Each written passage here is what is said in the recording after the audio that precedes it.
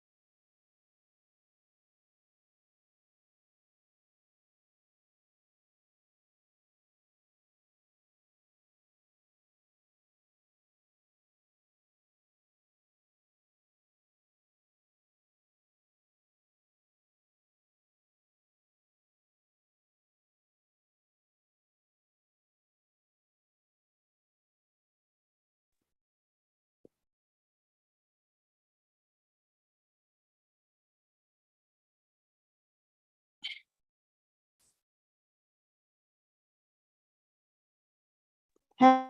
I know. I understand.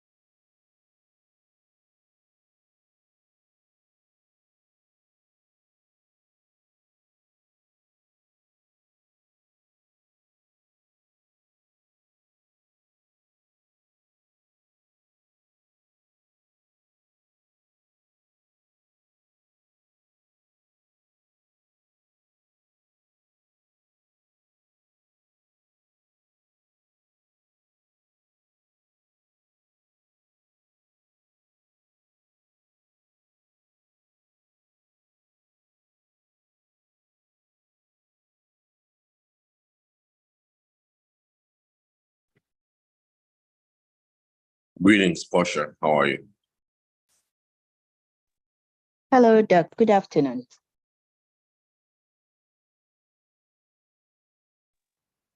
Afternoon.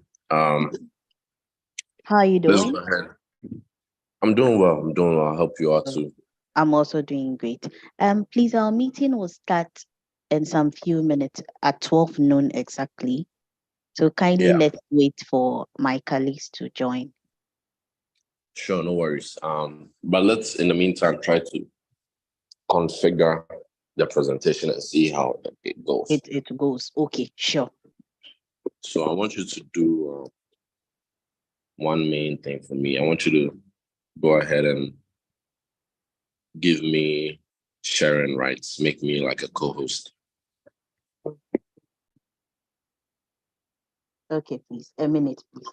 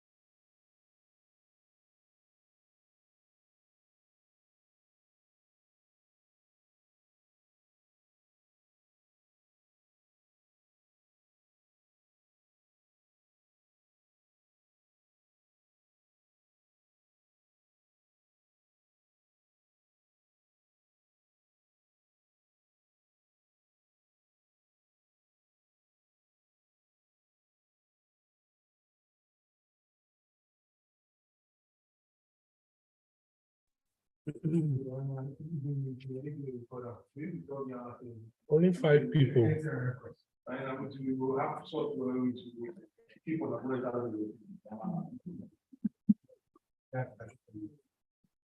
It's also live on YouTube.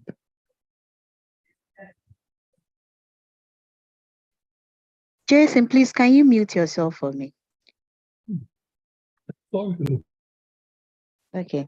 Doc, please, I have shared the screen so you can go ahead and share your screen with us.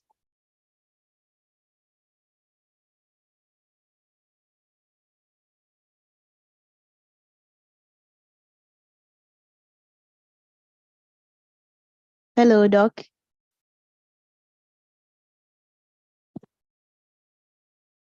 Okay.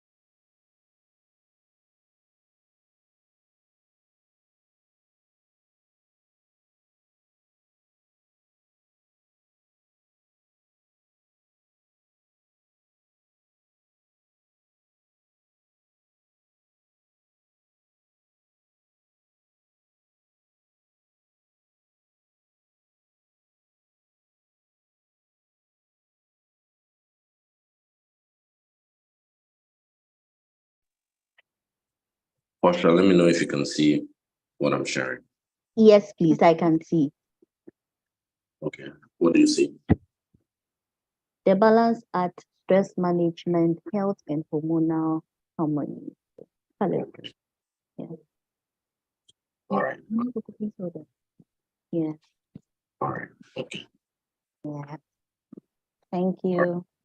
So I'll just mute myself when it's 12, then we can commence with the presentation. Yes, please. Yes, please. Yeah, so I'll introduce you to the company. Then after that, we will start with the presentation. All right. Sure. Thank you.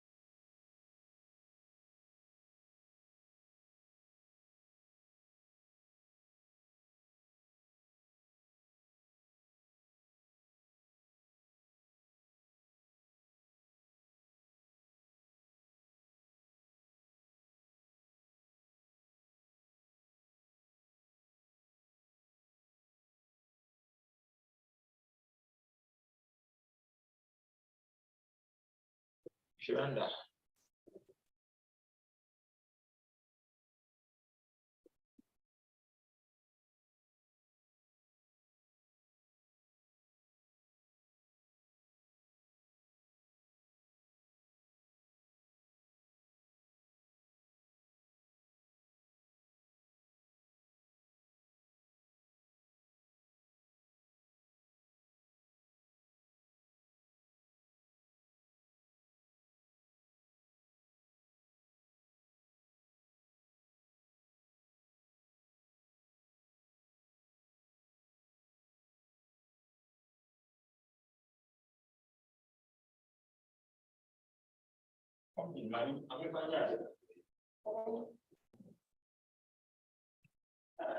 Life never.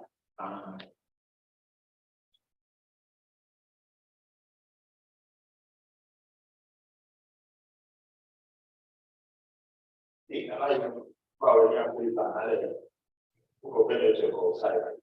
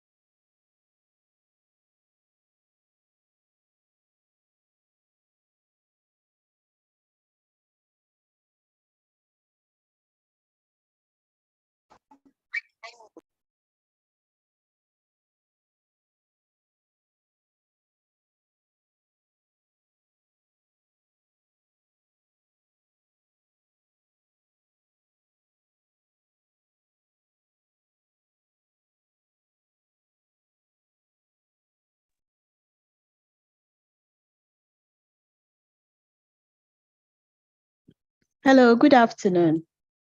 Please, our meeting will start in the next 5 minutes. We are waiting to get more people, then we'll start.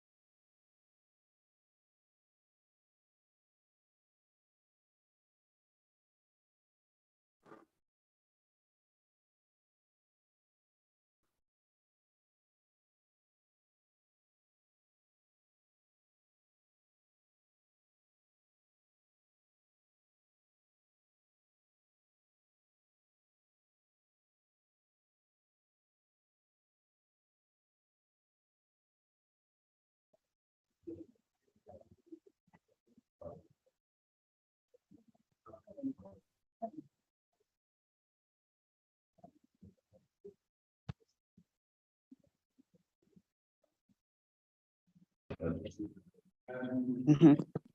Good afternoon, everyone. My name is Portia Lai, and I'm your moderator for this health talk on stress management. Without wasting much time, sweetie, please can you share a word of prayer with us? Okay, Portia, thank you. Please, can we pray? Our Heavenly Father, I thank you for a gift of life. I thank you for the opportunity given to us together here as a family. I pray that you carry us through this talk. Help us to stay attentive and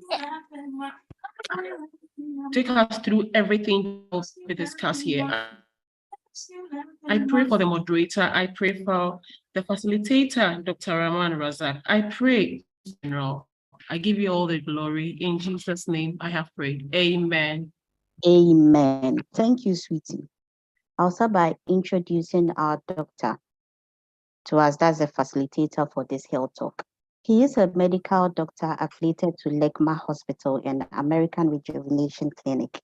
Having had his education in China, where different approaches to health are embraced, he has had extensive research and practice in alternative and preventive medical practices like nutritional science, calisthenics, weight training, and work-life balance aside his orthodox practice. He believed that health is more dependent on your diet, exercise, and social life than medication. He goes by the name Dr. Razak Rahim. Doc, you are welcome. Thank you, Portia. But before Doc starts with his presentation, in case anybody has any questions to ask, kindly type it in the comment section, or you wait after the presentation, you unmute yourself and then ask your question. Doc, the platform is all yours. Thank you once again, Portia, and also for that succinct introduction. So I'll just quickly go over that. So my name is Dr. Razak Rahman, and as Portia rightly said, I had my medical training in China, Dalian Medical University. And one of the pros of being... One of the pros of being educated there was my exposure to alternate medical practices and some bits of traditional Chinese medicine as well. So today I have prepared a presentation for us that we're going to go through. Hopefully we should be able to do so within the next couple of minutes.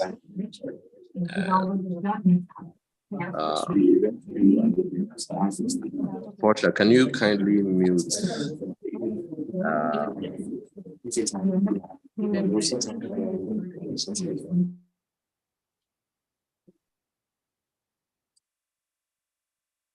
All right.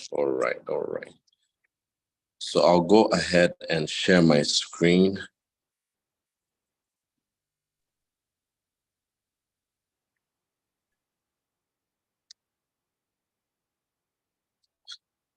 All right, so kindly let me know if you can see my screen. Yes, please, I can see your screen. Awesome. So today's topic, the balancing act, stress management, health, and hormone.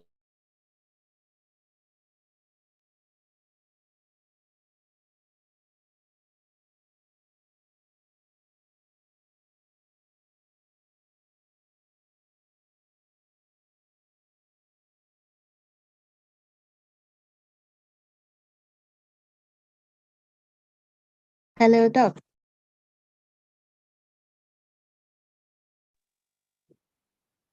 Hello, Doc, can you hear me?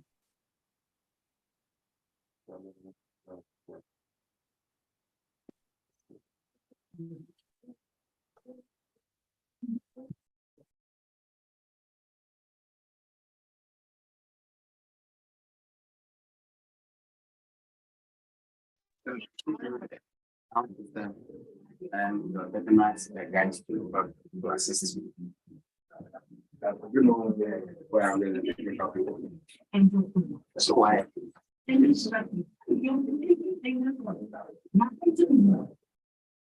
there's a record, you know what is.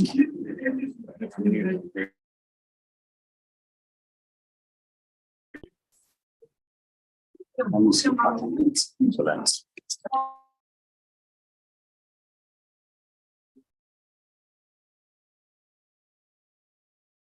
Portia, we are struggling to hear him. Okay, please, a minute, please.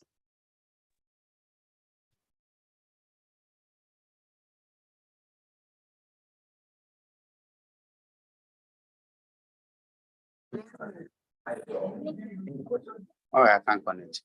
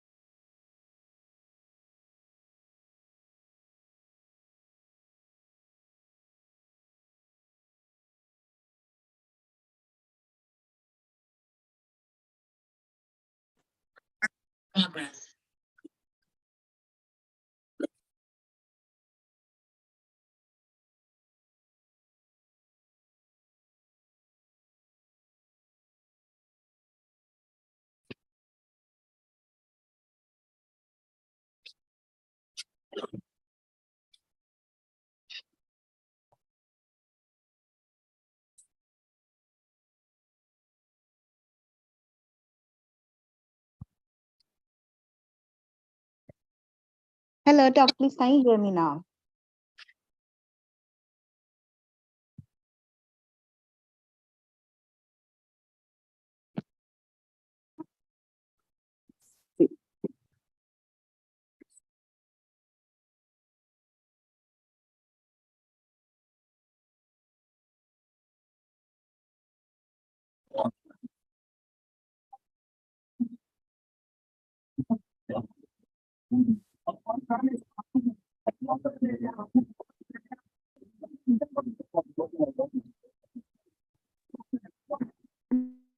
Hello, sorry about that. Can I be heard? Yes, Yes, please, I can we hear can you. hear you now. Yes, please. Sorry. I was rambling away this whole time and you couldn't even hear me. My bad. Yeah. Technical difficulties. All right. So we shall just take it from the top all over again.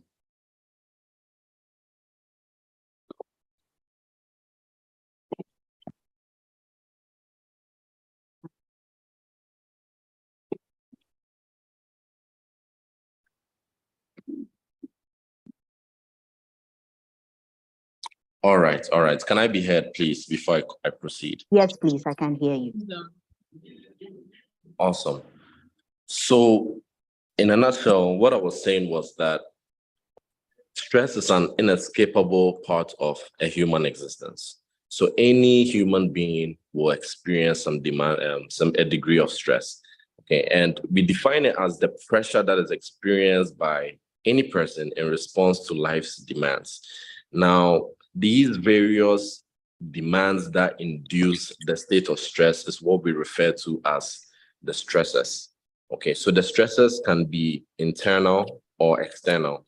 So from internal standpoints, what we are referring to are a mental source of stress.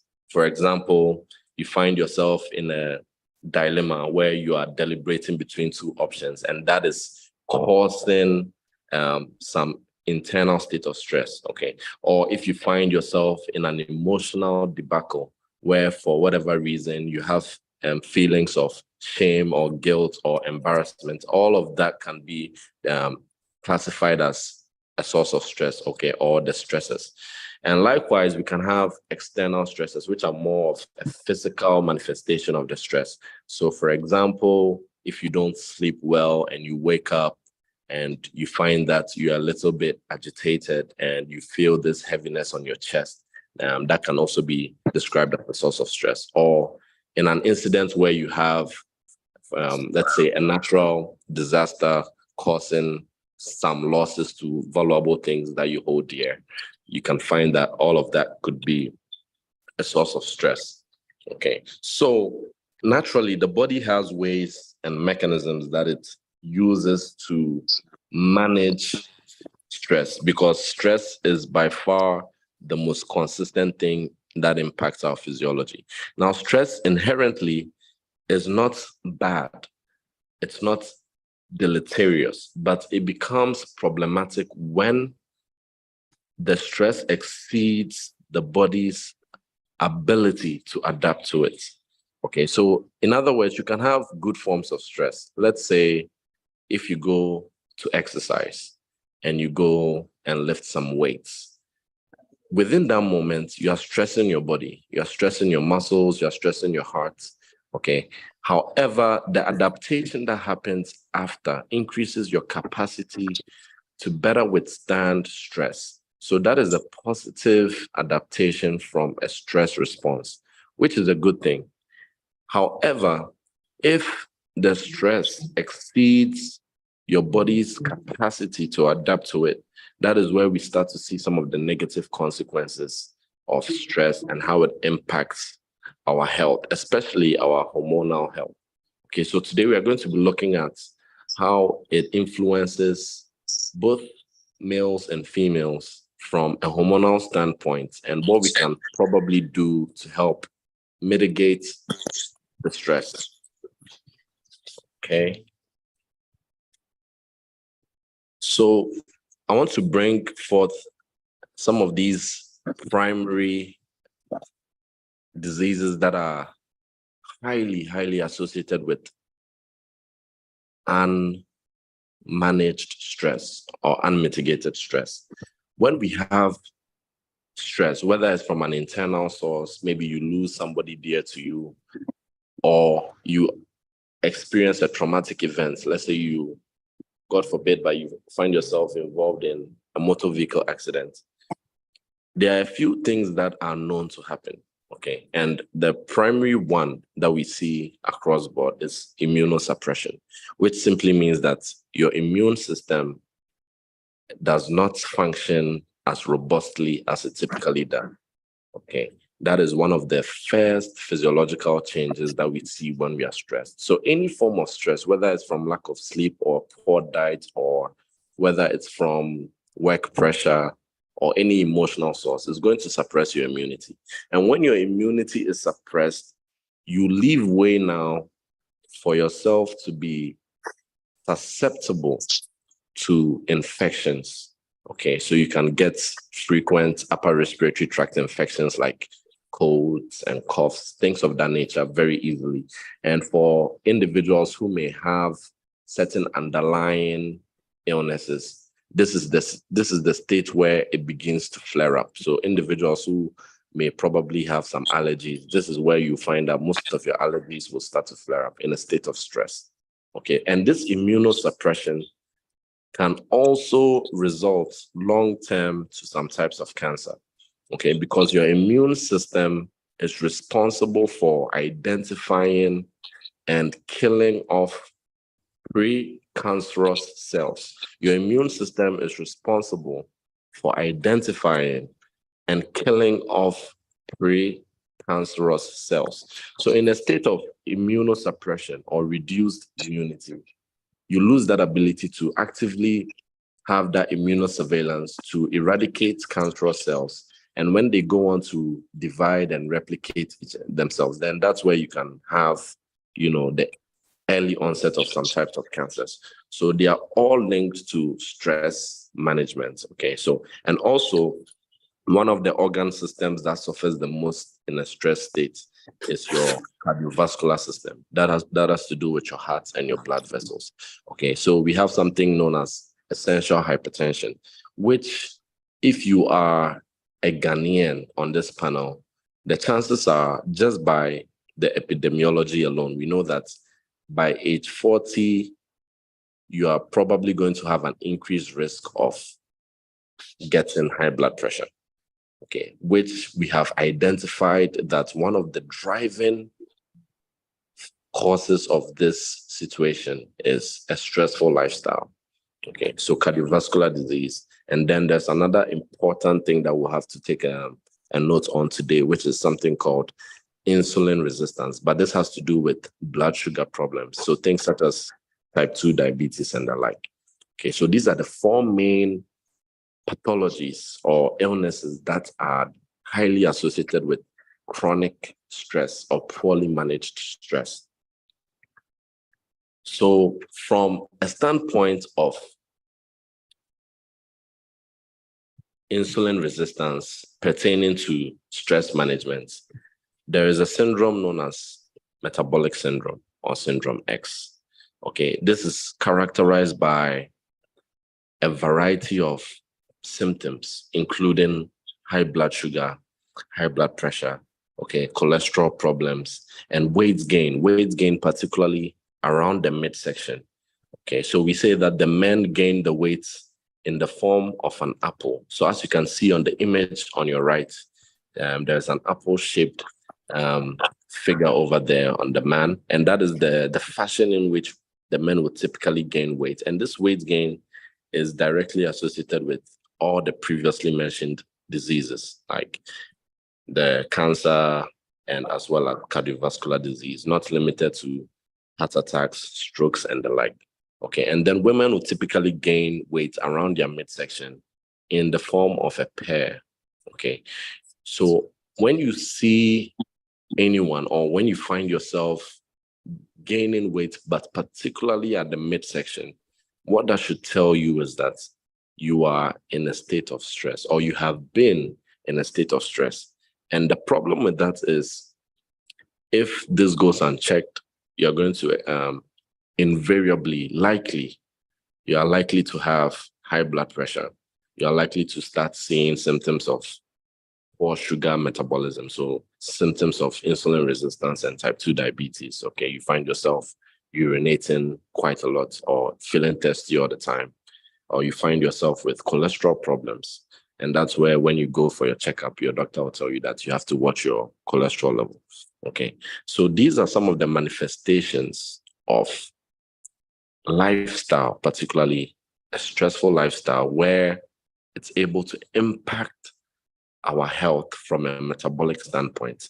This is so vital to understand, because once we look further down the line in some of the slides that will be coming up on your screen, you find that if you're able to take into practice some of the things that I'll be discussing today, you would not only be able to help control some of these symptoms, but you'll be able to potentially prevent and even reverse some of the earlier signs so that you can reinstate great metabolic health.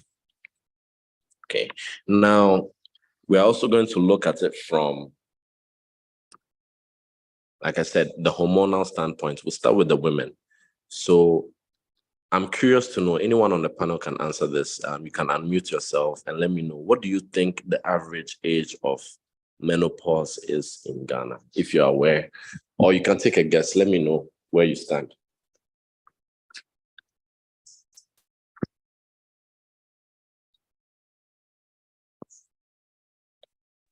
Anybody? 50. Okay. Who else wants to add an input over there? So we have 50. What else?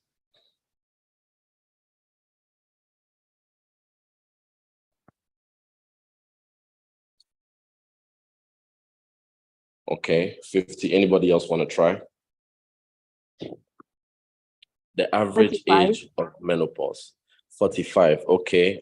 Anyone else? We have 45 and 50. Okay. I'll take one more.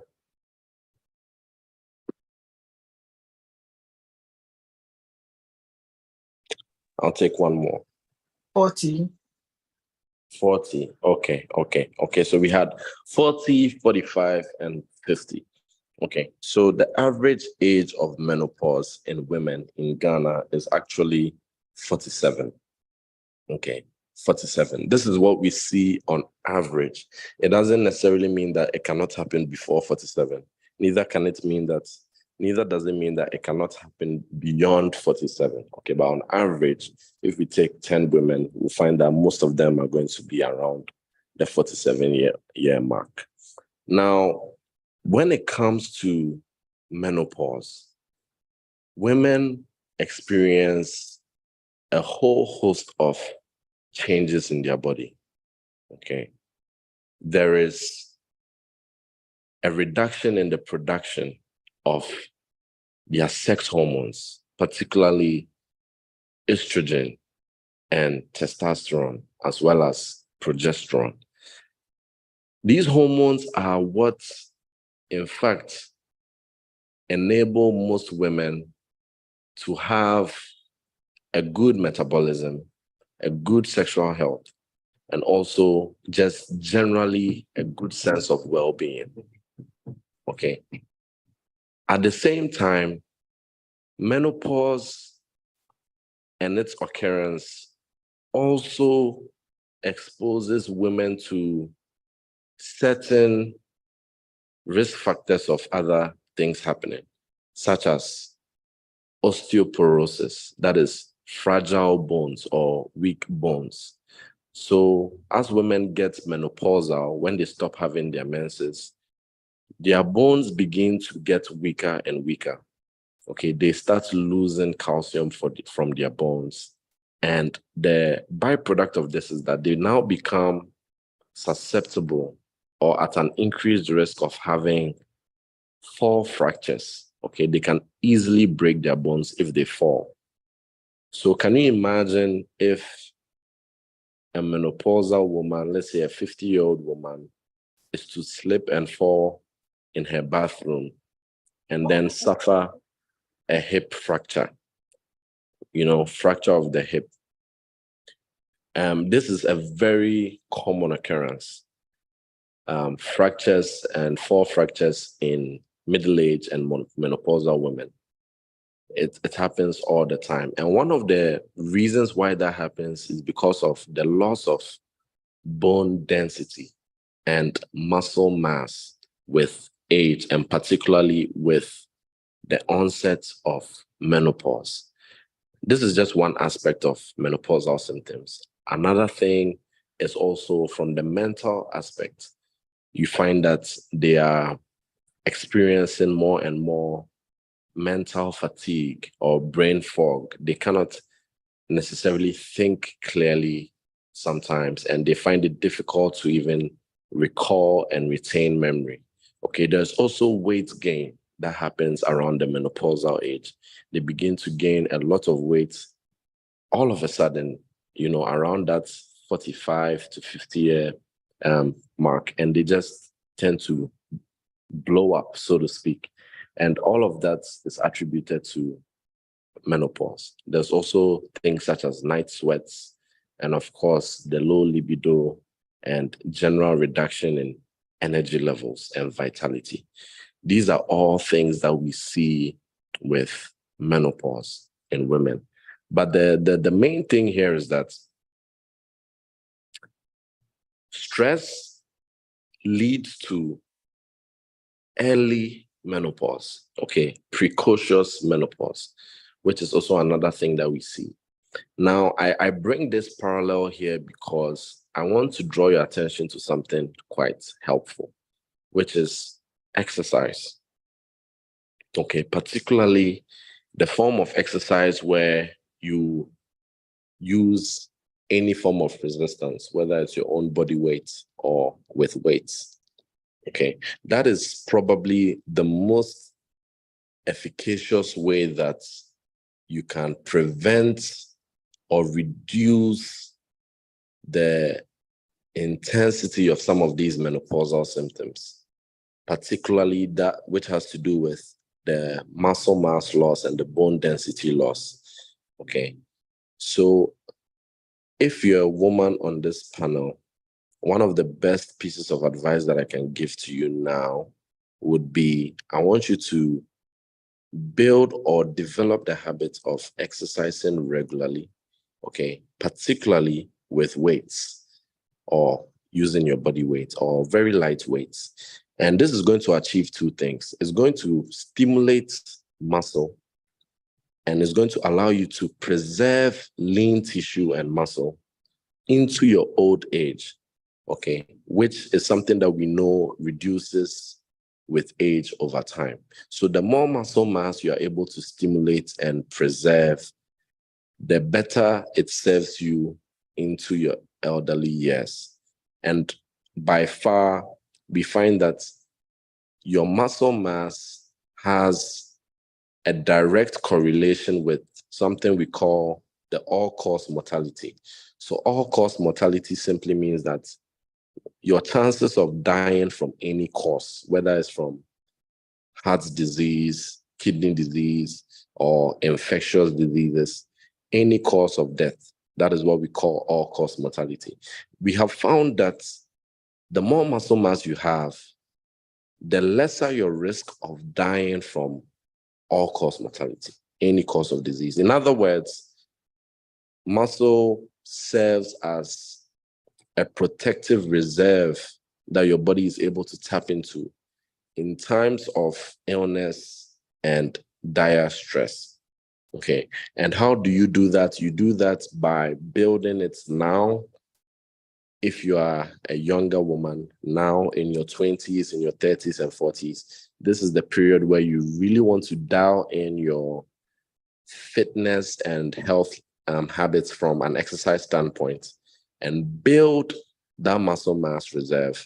And also what that is going to do is it's going to strengthen your bones and increase your bone density so that once menopause even comes, you have enough bone density that is going to give you a great quality of life to be able to still maintain your daily functions. And at the same time, this will help maintain your metabolic rate so you don't experience the sudden weight gain and hypertension, insulin resistance, and all those things that typically accompany menopause. Okay, so that was the entire import of including this particular slide in the presentation. I'll fast forward so that we can save some time. There's a whole lot to cover, but I'll just try and summarize it. Okay, so we're also going to look at the men. So from a male standpoint, why should you care about stress management? Why does it matter? Okay, because from around 30 years of age, there's a total loss of testosterone by 1% each and every year. So you may ask, what is testosterone? And that would be a great question. So testosterone is the primary sex hormone in men, the main anabolic sex hormone in men that gives men our masculine features. Okay, so from your muscle mass, your deep voice, and your frame, okay, your bone density, your lung capacity, all of these things are under the influence of testosterone. And of course, your sexual health and libido are all under the influence of this hormone testosterone. Now, we know that when men reach around age 30, every single year after 30, there's going to be about 1% drop in your testosterone levels. Okay, and what we are also seeing now is a trend of generational decline in your testosterone levels, which means that as a man, at your age, your father probably had more testosterone than you when he was your age. And your grandfather had more testosterone than your dad when he was your dad's age. And you at your age right now will probably have higher testosterone than your son when he gets to your age. So we are seeing a trend of, reduced testosterone levels generation after generation, which is also becoming, a problem in and of itself because it manifests in so many other ways. Particularly, we are seeing earlier cases of erectile dysfunction and poor fertility in young men, which in a few decades ago wasn't the case.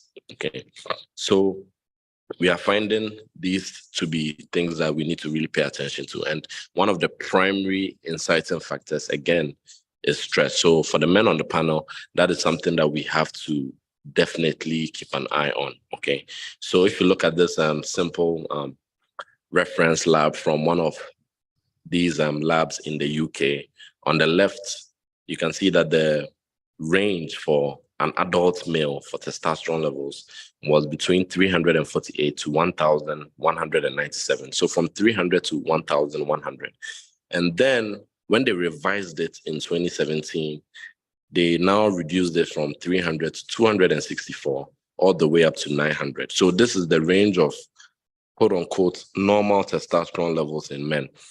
So you can see that it keeps coming low and low and low, which means that if you were a man probably in the year 2010 and you had a testosterone levels of 290, that would be classified as low testosterone, and you would probably be alerted and you could get treatment for it, or you can start changing some lifestyle influences to ensure that you can optimize your levels.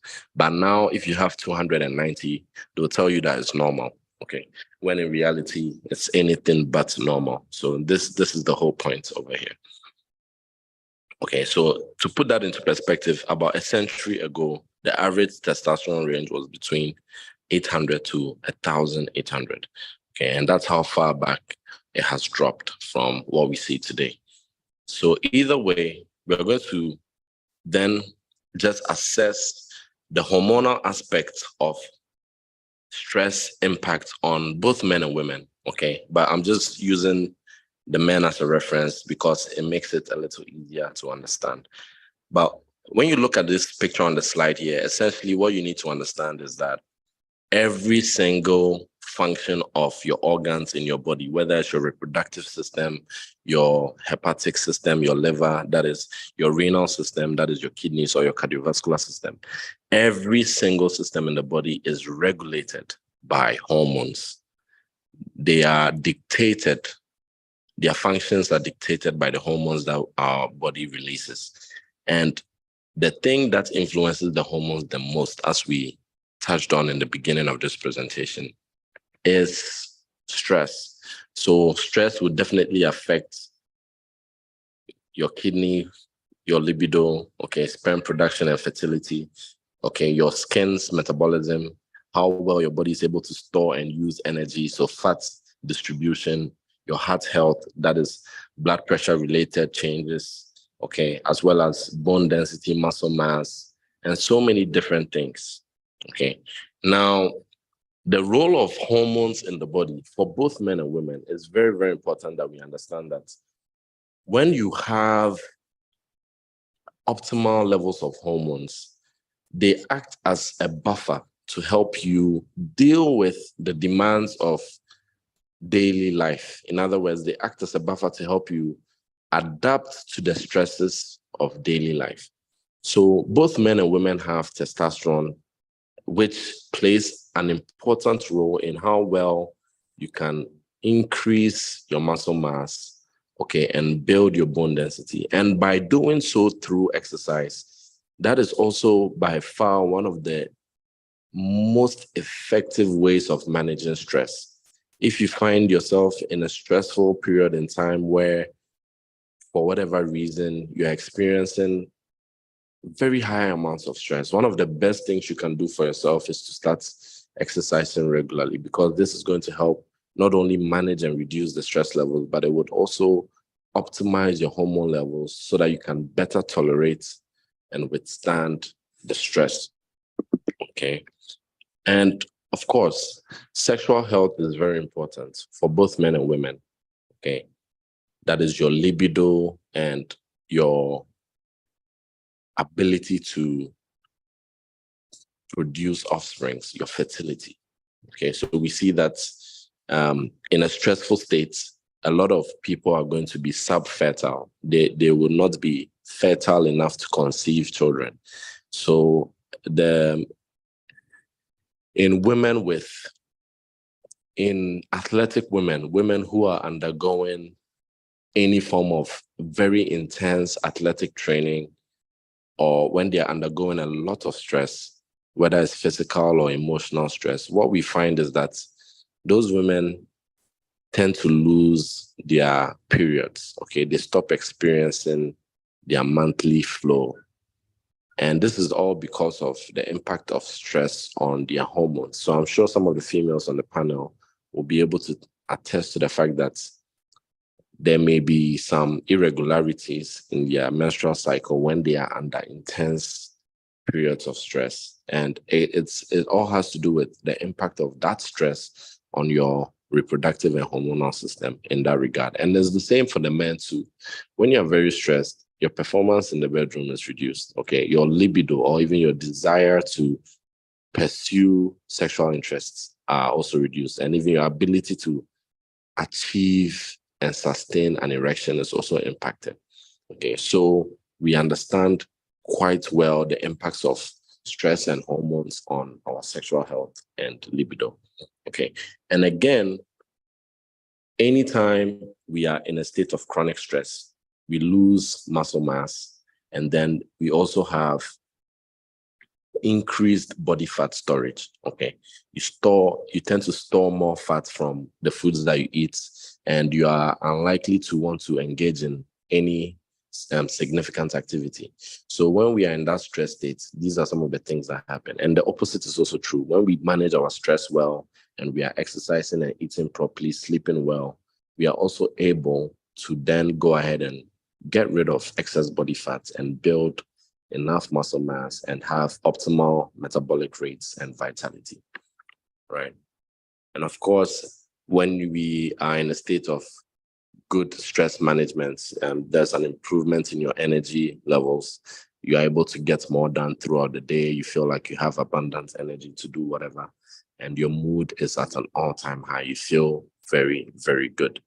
And that is also another thing. And of course, the cardiovascular system is one of the main systems that is impacted by stress. Any stress on your body will impact your cardiovascular system by increasing your heart rate or your blood pressure, one of these two things. Okay, so it happens all the time, and we'll be able to identify some of these things down the line. Okay, so there's the male version of menopause, which is known as andropause. And andropause, just like menopause, is where men also begin to experience that precipitous decline in testosterone levels. And it leads to all the aforementioned symptoms that we have gone over. Okay, now there's something called the Adam questionnaire. And this Adam questionnaire is something that is able to help men identify the impacts of stress on themselves. So if you are in this panel, whether you're a man or woman, you can answer and find some of these questions relatable. And if you answer yes to more than 5 of these questions, what that tells me is that you have been experiencing stress to a point where it needs to be addressed. Okay, so the first question, do you have a decrease in sex drive? This is either a yes or no question. Okay, do you lack energy? Or have you experienced a decrease in strength and or endurance? Do you feel shorter? Have you lost height? Okay, so when you have low bone density, that can manifest as spinal compression and a loss of height. Okay, have you noticed a decreased enjoyment of life? So when you are chronically stressed, you find that your mood and your gratification that you derive from life's activities are not as they used to be. Okay. Or are you sad or grumpy? Or are your erections less strong, or have they gone? This is for the men particularly. And has it been more difficult to maintain an erection throughout sexual intercourse? And are you falling asleep after dinner or any heavy meal? Or do you find that your work performance has deteriorated recently? So these are some of the questions that signify the impacts of stress on hormonal health. Okay, hormonal health. Right. So let's start looking at some solutions. Okay. But before we do so, let's also take a look at something known as visceral fat. And it is the commonest type of fat gain that is seen in a stressful state. Of course, once again, I'll sound like a broken record because I want to stress that stress impacts your hormones. And when your hormones are impacted, it leads to a whole host of downstream negative effects. Okay. An example here is the accumulation of visceral fat. So we have two types of fat storage in the body. There's the one that stores under your skin, known as the subcutaneous fat. And then there's the one that stores within the organs, in and around the organs, around the midsection, your stomach, okay, around your intestines, in your liver, okay, in your heart. And that is known as visceral fat. And is this visceral fat that is associated with increased risk of type 2 diabetes, increased risk of cancers, okay, increased risk of cardiovascular disease, that is heart failure, heart attacks, and also even in the brain, increased risk of a stroke, okay? And it is all because of this visceral fat. Where does this visceral fat come from? It comes from a chronically stressed state, okay? When you begin to store all this fat in places where they are not supposed to be, it impacts the function of the various organs, and that leads to a whole host of problems down the line, okay? So how can we naturally optimize our hormone levels and improve and help manage our stress? Okay, so we have to get quality sleep. We know that sleep is probably one of the most important but overlooked aspects of stress management. Okay, so when people think about managing their stress, they think about all these other things that they could be doing. But the foundation of all of this is to just get consistent quality sleep. Ideally, anything between 6 and 8 hours of quality sleep should be fine for most people. Okay. If you need more, then you may have to. So the facility this Okay. Sorry. One of my colleagues last time. I'm American. Yeah, we are working with embassy. The primer. You do some searches, you know. Brahma, please, can you mute yourself? Mute your thing. Sorry. All right. Okay, so when it comes to managing stress, you need to focus on sleep quality and duration. You should be sleeping well enough. On average, 7 hours a night would be good for most adults. There's some people who can do away with less sleep, and there are those of us who may need a little bit more. Okay, so whatever that sweet spot is for you, you need to make this a priority, okay? Because it is during your sleep that your body is able to detoxify itself. It's during your sleep that the brain and the nervous system detoxifies itself. It's also during your sleep that your body chooses to release certain specific hormones, okay, like growth hormone, which is your anti-aging hormone that helps to keep you younger and juvenescent. So sleep becomes that critical. It's so important to get consistent quality sleep every single night. Unless an emergency calls for it, I don't think there should be any ample reason why you voluntarily forgo sleep. Okay, it's that important to not only managing stress, but preventing a myriad of health problems down the line. Chronic sleep deprivation or consistently poor sleep is linked with so many brain problems, okay? Cognitive decline, as we call it. That is things such as dementia, you forget things early, and Alzheimer's disease, Parkinson's, and things of that nature. They are all related to poor sleep quality. Okay, so we have to be wary of that.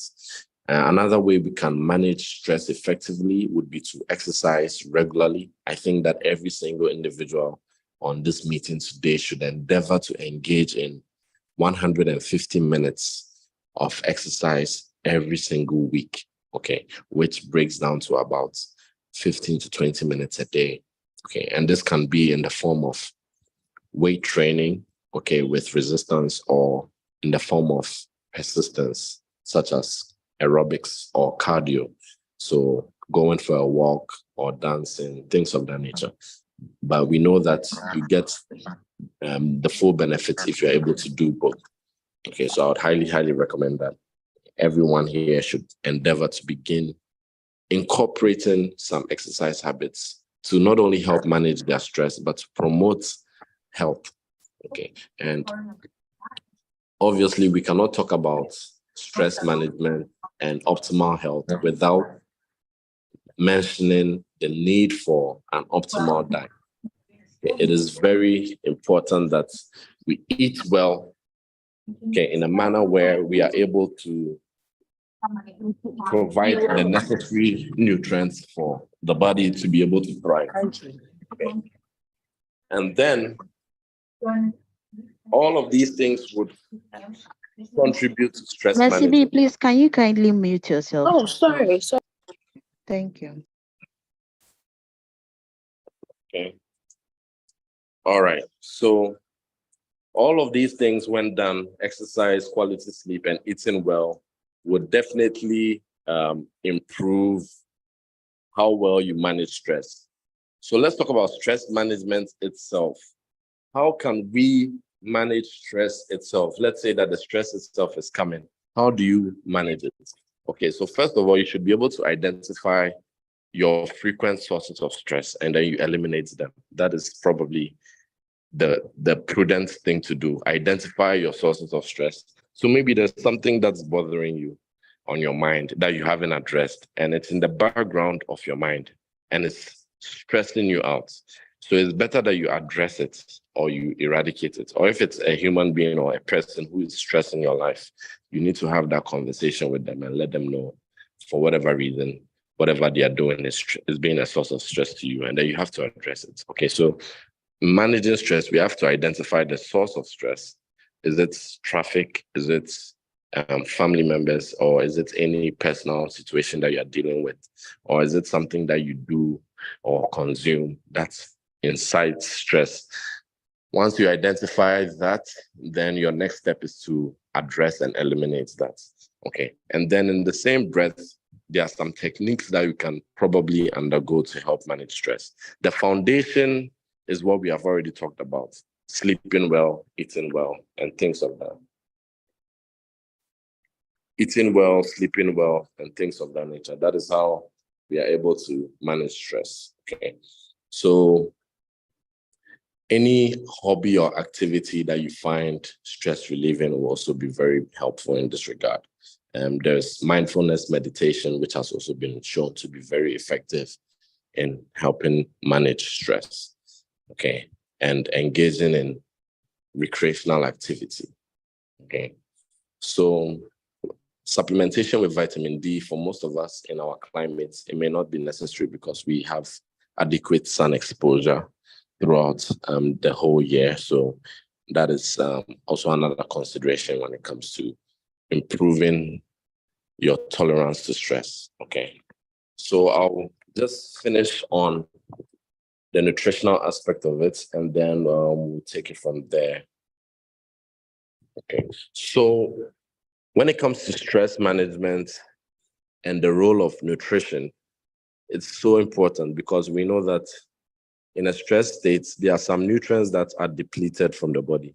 Your body loses some nutrients rather quickly when you're in a stress state, particularly things like the B vitamins, okay? So we need to have an optimal diet, which is going to be able to help us tolerate and adapt better to stressful situations, okay? So what's an optimal diet? An optimal diet, in my estimation, is one that improves vitality, reduces your chances of getting infections by improving your immune system. And it should also be one that can improve your health span, and preserve longevity. Okay, so there are a few things that make up an optimal diet. It has to be of the right proportions, and it has to also have the right amount of micro and macronutrients to be able to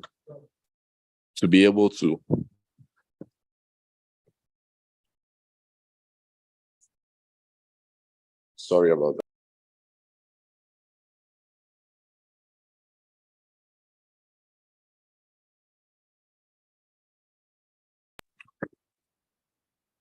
Sorry about that. Yes, so in terms of an optimal diet, we need to be able to have a diet that is both rich in micro and macronutrients. So with the micronutrients, I'm referring to the vitamins and minerals, okay?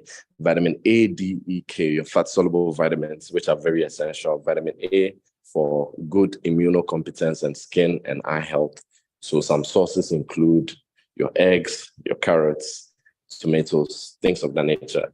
Vitamin D, you probably get also from animal-based foods and also from sun exposure. And vitamin E, you find in nuts and grains, as well as vitamin K, which is predominant in dairy products.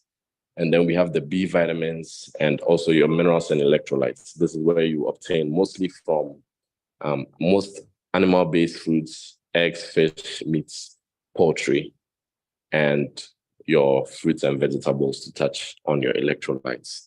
Okay, I think I'll reserve the remainder of this segment for questions so that I can better answer specific problems and questions that you may have in response to what you have gathered so far. Okay, so I'll end it here, and I'll be open to take any questions that you may have. Okay, so Okay. Thank you very much. Thank you very much, Doc. Thank you for this amazing presentation, which I've learned a lot from it. Please, it's time for question and answer. Please, if you have any question, kindly unmute yourself and ask the question.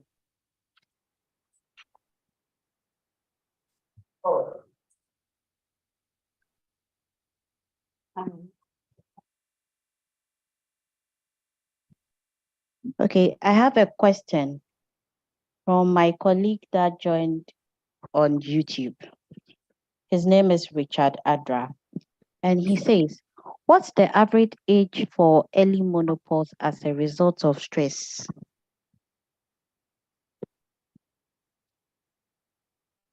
Right. Could you repeat the question? Okay. What's the average age for early menopause as a result of stress? Right. So we mentioned during the presentation that the average age of menopause in Ghana is 47 years old. Now, that is what we see on average. However, there can be early menopause, which is seen in certain conditions and in certain women. Okay. There's not a specific age that happens, but on average, if it happens precociously, that is, let's say in your family, there's a family history that your mom had her menopause around, let's say 45, and you are 39 and you begin to experience the perimenopausal symptoms like the night sweats and hot flashes with the precocious weight gain, then you also go and do your testing and you find that you are getting menopausal, then that would be your diagnosis at the time. Okay, but there isn't a specific age to say that, okay, you've had it at this age, so this is early menopause for you, if that makes sense. Yes, please. Please, does anyone has any question?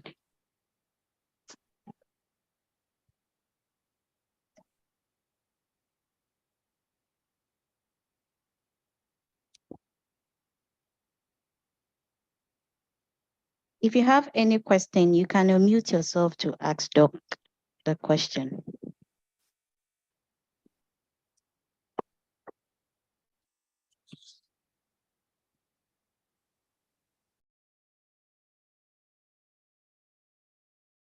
Okay, Doc, I also have a question. I'm asking for a friend. So in this case, let's say you have a partner and due to stress, you want to make love with your partner. But when you went to the room, you notice that it's not, your penis is not erected. You've tried the possible means, so it's not hard, if I may put it. So what can you do to make the room light,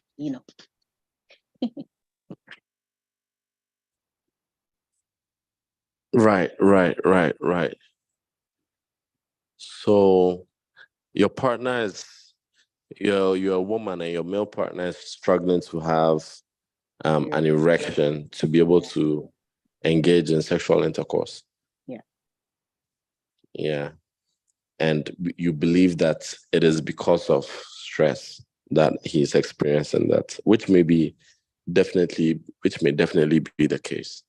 So in such a situation, it's all about, communication and understanding between the partners, you being able to understand and realize the source of the problem. And then subsequently, the man has to take the onus on himself to be able to go and get that necessary assessment to check his testosterone levels and make sure that everything else is fine.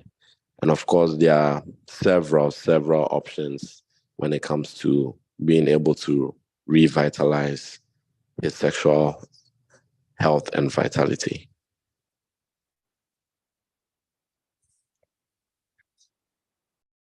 Okay. Thank you very much, Doc. And what if, let's say, you just met the person and you are trying to engage in sexual intercourse with the person, but it's still not working, your penis is not erected. Okay, so that then becomes a case of erectile dysfunction. Yeah. And that is where... Before you come in, but let's say when you meet with other ladies, you can fire, Yeah. Okay. Yes. It's still a source of, it's still a form of erectile dysfunction. Okay, and what you are describing there is a phenomenon known as the Coolidge effect. So the Coolidge effect refers to in summary, what the Coolidge effect says is that the longer you spend with a particular partner, there's a decrease or a decline in your sexual interest in that partner. And there is renewed sexual interest upon the introduction of a new partner. So if he meets other women and he's able to perform, but let's say with his woman, he's not able to perform, that is one of the biological phenomena that we see. But again, it all has an underlying pathology from a source of erectile dysfunction. Mhm.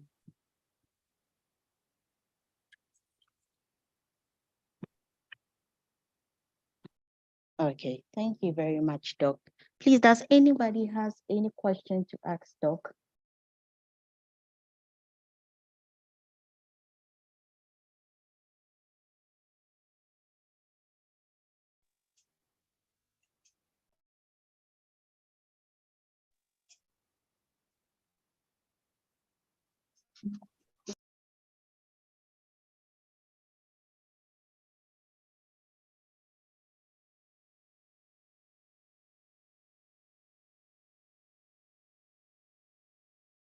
Okay, I have a question here for you, Doc. From one of my colleagues, he's called Richard. He says, how do you manage this essentials with daily demands of work? Would you be advisable to incorporate these activities in the work life? You said, how do you manage these daily? Could you take that again? Essentials, if I heard you right. How do you manage these essentials with the daily demands of work? Would you be advisable to incorporate these activities in work life?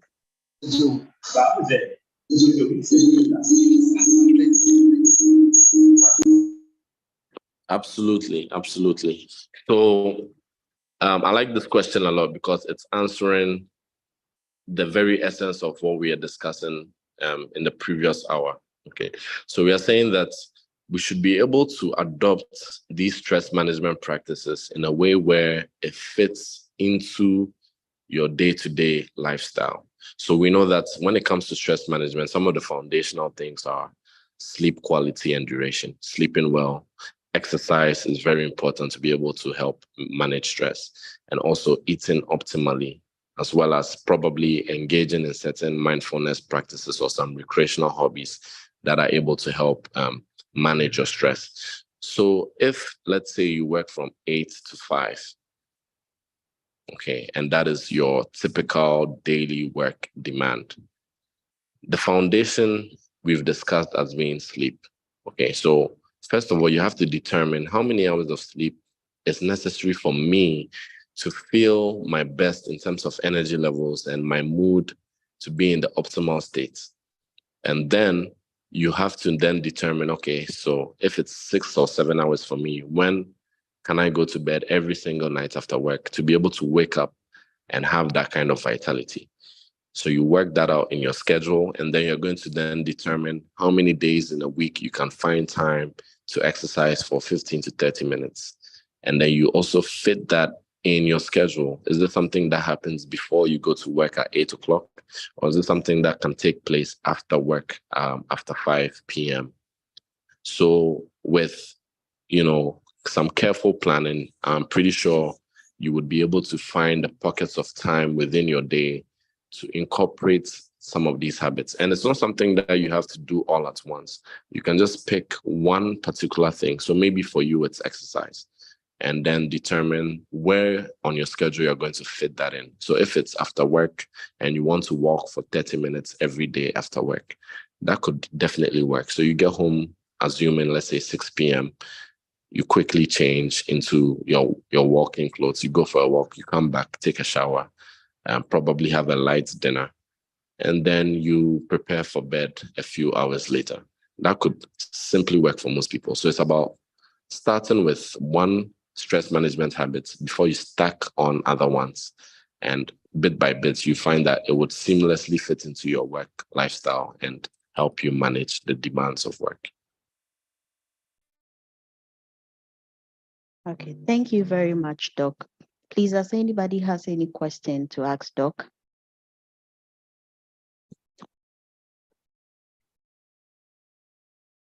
Okay, if we don't have any question, I would like to say a very big thank you to Doc for answering those questions and for the great presentation. It was a pleasure to have you with us, Doc, and your team. I also like to say thank you to all for making it a point to join this health talk. We hope you have learned and enjoyed this presentation. And please don't forget, we have a health screening next week. That's Wednesday and Thursday. So Wednesday is for GMA, and then Thursday is for GMA-BC. In that case, I would like to bring the meeting to an end. Thank you, everybody. Do enjoy your day. Thank you, Portia. It was a pleasure. Thank you very much. It was a nice presentation. Thank you, Dr. Zach. Thank you. Thank you all for joining. Thank you. Thank you.